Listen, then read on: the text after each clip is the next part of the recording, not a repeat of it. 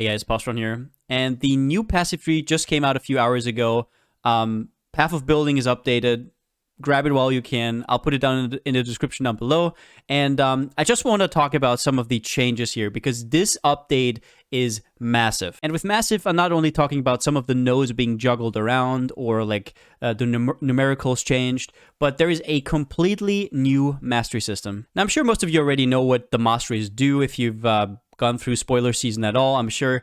I just want to kind of demystify some of the misconceptions with it, now playing around it and seeing some of the statements from GGG themselves. So number one here, in order to take a mastery, you have to allocate one of the passive notables in a cluster. That means, for example, in here, in order to allocate this, you only have to take one of the part. If it has two notables, it doesn't matter. You just have to allocate one of them, and then you can take whatever you want in here. You cannot allocate two masteries in one cluster. Another misconception is that you cannot take the same mastery twice. So if we take 10% more skill effect duration and we go up here to the next skill effect duration thing, you will see that it's crossed out, and that is with purpose, because you cannot take the same mastery twice. So now the one is already taken, so you can take something else. Next up, and this is a big one, in order to take a mastery, you have to take a notable and it has to be connected to the starting area at all. All that means is that stuff like Intuitive Leap does not work. So if you have this allocated, you cannot take the mastery. It does not work. The same is true for Thread of Hope and also Annoyance. But what are these masteries exactly? Well, what GGG tried to do is basically they identified a problem where some of the builds were kind of held back by having to travel all around the passive tree for some certain effects that shouldn't really be gated all that much. It kind of limited design space. For example, if you needed fizz to fire conversion, you always had to travel here before, which was really, really annoying. Same goes for cold conversion, which I think everybody knew who was playing SST in 3.15, right? So what they did is basically they came up with a mastery system. So now no matter where you are at the tree, if there's a cold cluster, you can take a cold mastery that gives you 40% of physical converted damage to cold. Now, this is just an example. I don't want to bore you with the details. I want to go over some of the highlights of these masteries because some of them seem, let's just say, a little bit better than some of the other ones, and some of them haven't really been talked about at all, which I think is criminal, so let's go over them. Now, one more thing before we start. I know that there's a lot of good damage notables here. Some of them are best in slot for certain builds. Sure, you will see them immediately. It's increased damage, it's multiplier, it's what you would think it is.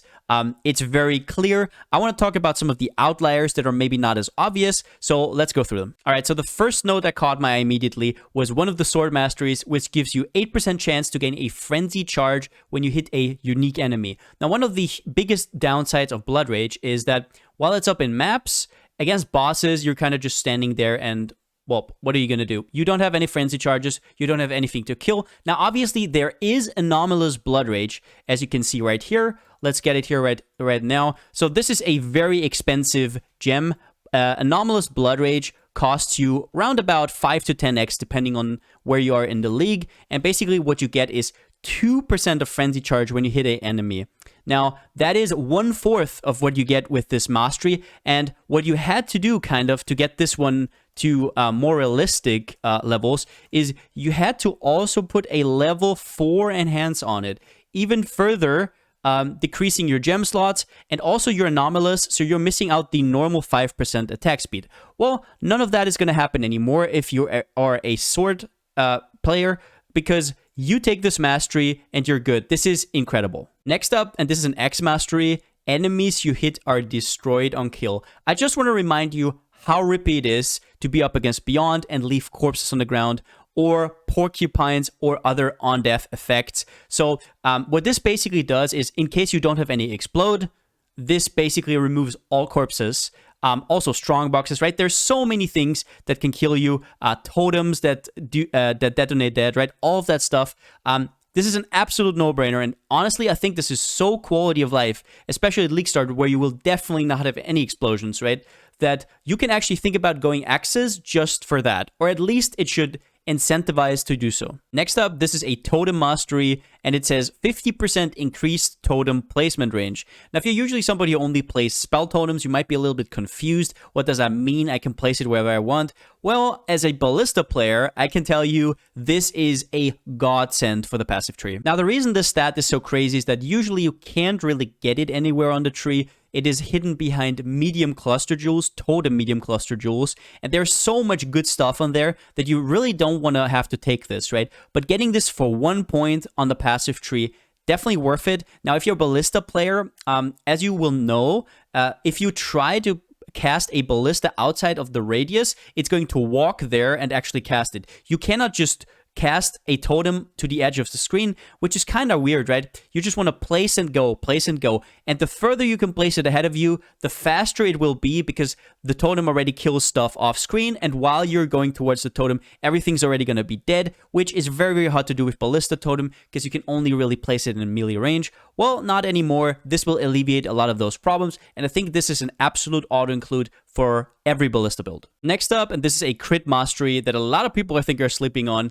It looks very bad at first. It is +3 to level of all critical support gems. And if you're looking at critical damage support or increased critical strike support, those look a little bit weak, right? That's very, very little for just one mastery. You get like 9% crit chance and 7% crit damage. Well, where's the upside? Well, I think people are sleeping on Awakened Cast on Critical Strike, because that will be a crit gem as well, or at least there's no reason not for it not to be, right? It also affects crits, but if it ends up, for some reason, it ends up not as a crit gem, sure, ignore this completely. But what I'm going to tell you is, if you go from 5 to 8 with Awakened Cast on Critical Strike, you get an extra 9% cooldown reduction. Now, for a lot of people who know their cast on crit, they know that this can get you easier to break points. It might even enable new breakpoints. We don't know exactly how the new items are going to shape up. We don't know, but this is definitely something to look out for if you want to get to the next level with your cast on crit build. Then I want to talk about this here. This is one of the physical masteries.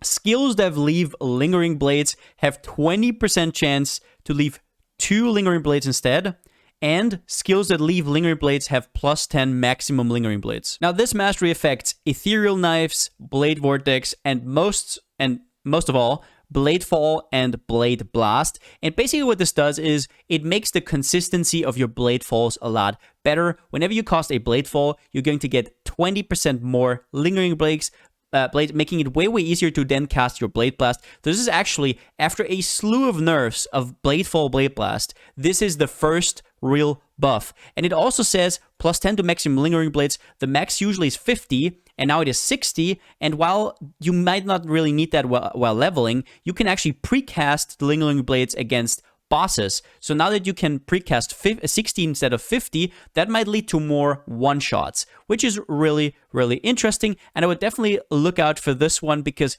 if Blade Fall, Blade Blast build might pop up again, this is going to be the #1 reason. Now, next up, I want to draw your attention to a brand mastery. And this one is already been released, right? We already know the Holy Conquest Medium Cluster Jewel. Brands attached to enemies each time they activate, no more than once every 0.3 seconds, has been put in the mastery category of brands. Now, this is huge for one big reason. It's not because you're saving a notable on a medium cluster. Sure, that's huge. But the biggest thing is this is available while leveling. So if you're a league starting and you're nowhere near a medium cluster jewel, you can get this very, very early, improving your quality of life with brands extremely to an extreme level, basically, very, very early. I think this is a little bit overlooked, just how crazy that might make brands again for leveling. We'll have to see, but this is definitely one to look out for. Then we have a attack mastery. This is basically strike skills which target additional enemies can do so from 30% further away. This is an extreme quality of life improvement, and quality of life improvements for strike skills are basically everything, because the damage is there, but it's just a little bit clunky to play. So everything that can make it less clunky is good in my book. Ones are pretty okay as well. Not broken at all. Then I want to talk about 2 of the new conversions. Now, as we already talked about, there is conversion to fire and cold, but that was already on the tree. Now, if we talk about lightning, for example, lightning did not have anything on the tree. Lightning did have this, sure, But this actually only used to work, the 25% conversion only used to work on lightning skills, which is usually not really what you want it for. You want it for a fizz skill, and you want to convert everything to elemental. So this is actually a huge step, and now that you can get 100% elemental conversion on the tree, that might open up a lot of stuff. It might make Watcher's Eyes for those builds a lot less necessary. But the big one here, and the very interesting one, is they also give us physical damage converted to chaos. Now, just to give you a little bit of a sense of how scarce this is to get physical damage to chaos at all, its only location that we have seen, really, is Darkscorn. And then there are some fringe things like Replica Innsbury, I guess Mortem Morsu, right, which you see sometimes as a budget alternative, Lightbane Raiment, and the normal Innsbury Edge as well. And that's it. That's the physical to chaos you can get. You can also get it on, I think, some rares, right? This is kind of weird, right? Because I don't really know yet how good the stat is. For something like poison, it doesn't really matter because physical and poison and chaos can poison, right? But I wonder if this can actually open up some hit builds. We will have to see, but definitely a very interesting stat. Next up, just a little bit of food for thought that Blade Vortex got quite a bit of buffs from these whole masteries. Number one, the Unleash node that gives you +1 to maximum number of seals, which used to be up here, is now available in every single caster mastery. And number two as well, there's quite a bit of skill effect duration that you can get. And not only that, but you can also get 10% more skill effect duration, which is a more multiplier on top of all the other skill effect duration you have. So yeah, maybe look out for some Blade Vortex builds. Then I want to highlight a evasion mastery, actually, which says cannot be stunned if you haven't been hit recently. I just want to make it clear here that the way evasion works is kind of with an entropy system. So once you get hit, if you have a lot of evasion, you're not going to get hit for a few more seconds or whatever, depending on how much evasion you have or how much you get hit. That timer resets after a certain duration, but during the time, depending on how much evasion you have, you're definitely not going to get hit. It's not random like dodges, which actually makes this evasion mastery really interesting because cannot be stunned if you haven't been hit recently. Recently refers to 4 seconds. So if you have a ton of evasion and your playstyle basically revolves around getting hit once, you have to take the hit and then you're regening up or leeching up or whatever, and for a bit of time you're not going to get hit, that hit cannot stun you ever, basically giving you semi-stun immunity for any high evasion build, which is crazy on a mastery, right? If we think about other sources of stun recovery, you either have to take several nodes or maybe even have to take Unwavering Stance, which I think is now here, right? Which means cannot evade enemy attacks, which is obviously not something you want. So if you are a bow character that has a ton of evasion, or even just like, I don't know, 80, 70%, whatever you have with flasks up, this could be huge. Then on the bow mastery, we have an interesting one, which is 50% increased Mirage Archer duration. A lot of people are sleeping on this because, well, you're going to cast every 4 seconds anyways. Who cares? That's not what I'm talking about. What I'm talking about here is a certain alternate quality that gives you 2 additional arrows here, which is anomalous. Now, it's usually very annoying to play with anomalous. It has a huge upside. It gives you 2 extra arrows to your Mirage Archer, but it basically halves your duration from 4 to 2 seconds. Now, most people still choose to use this, but it's kind of clunky. It's kind of annoying. You can't always hit. You don't always want to hit. You want to go through the map, right? But with the 50% increased Mirage Archer duration, you can get that back up from 2 to 3 seconds, basically negating the downside of this quite like half of it, right? I just want to keep that in mind. And if you just want to run normal Mirage Archer and you have a ton of damage, you just go from 4 to 6 seconds, which might just make your map clear that much better. If you just have to run through anyways, well, now you have to cast a little less even. Next up, a Poison Mastery. And this one you already know from a certain medium cluster. Poisons you inflict on non-poisoned enemies deal 300% increased damage. So basically, the first poison you apply deals a lot more damage. Now, this is not that important for endgame. In endgame, most poison builds are very fast-hitting, so it's not like you're going to kill anything with one hit. It's still nice for mapping, but it's definitely not crazy. There's a lot other good ones here. But what I will tell you is that don't forget that this is available while leveling. And while leveling, your playstyle is basically hit once, move, hit once, move. Getting 300% increased damage while leveling is nuts. So just wanted to remind you of that. If you're in any shape or form playing a poison build, get to a poison cluster real fast, spec this, and just see everything die. And lastly here in the projectile mastery, just two very interesting stats here that we haven't really seen before. 15% more projectile speed and 50% less projectile speed. We have seen the less projectile speed before, and that's because you saw it on Ball Lightning's slower projectile. Well, this stacks with it, so you can run slower projectiles and this on top, getting you even more ticks of your damage. So this is basically a no-brainer if you're a Ball Lightning build, but the more projectile speed is also very interesting. Stuff like Spark, Tornado Shot really profit from it, right? So just something to look out for. So overall, what do I think about the Mastery system? I think it's incredible. I think it is everything I ever wanted from the passive tree.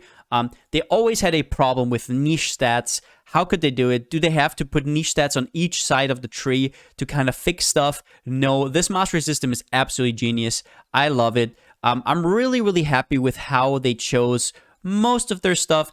Obviously, there's going to be better masteries and worse masteries. These will just be kinks that will kind of be erased over time, right? Some are going to get buffed, some are going to get nerfed. But for a first draft, this is really, really good. And I'm looking forward to making new POBs of basically everything I ever made. But that's it for the video. If you liked it, give it a thumbs up. And if you haven't already, subscribe.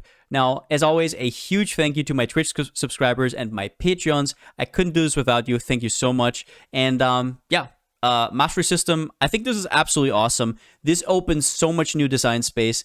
If there before was some obscure kind of stat that you really wanted, but it was on the different side of the tree, you had a lot of sacrifices to make to maybe get it. Maybe it wasn't possible at all. Yeah, this opens up everything. So as a build creator, let's just say I'm hyped. All right, let's just say I'm hyped. I'm really looking forward to the new league. But yeah, with that being said, since I still don't have a slogan, see you next time.